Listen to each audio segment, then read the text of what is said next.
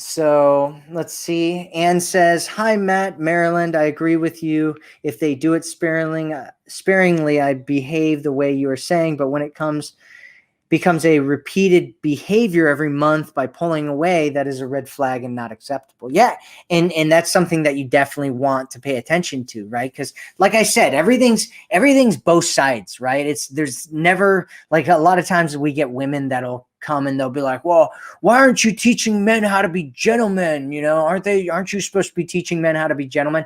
And it's funny because if you go over to the men's dating side, and there's a lot of people on the men's dating side, there's a lot of coaches over there. If you go over there and look at the comments in their comment sections, it's all, "Why aren't you teaching women to be better women and being nicer to men and treating us with respect," and all that kind of stuff. And it's so funny because everybody's just kind of pointing fingers at each other. But the reality is that it's a two-way street, right? We all have to learn how to connect with each other better and be a better partner to each other. That's what we want, right? We all want better partners. We want to have better partners in our lives. And the only way we're going to have that is if we're both better partners. And so it is important that you look at him pulling away. He's pulling away every month. What does that mean, right? What does that mean? He's pulling away every month. Is he pulling away for a couple of days? Is he pulling away for a week? Is he pulling away for a couple of weeks? Is he pulling away and just not messaging you back? Is he ignoring you? And so you want to look at it, right? Is it normal behavior, or is it something that's abnormal behavior that you should be concerned with and that it's a red flag?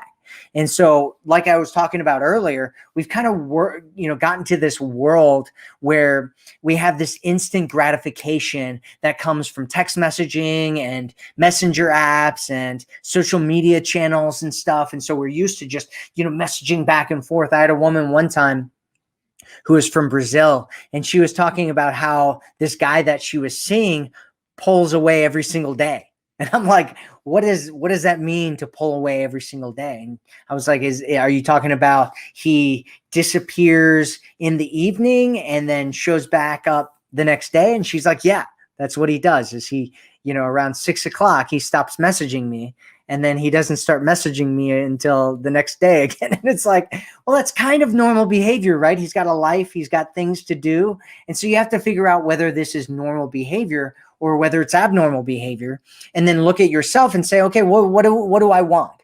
What's acceptable here? What kind of a relationship do I want to be in? Is it really necessary for me to be in contact with a man every single moment of every single day? Or is that something weird that's going on with me? Right? Because a lot of times we look at the other person and we say, okay, those people are weird.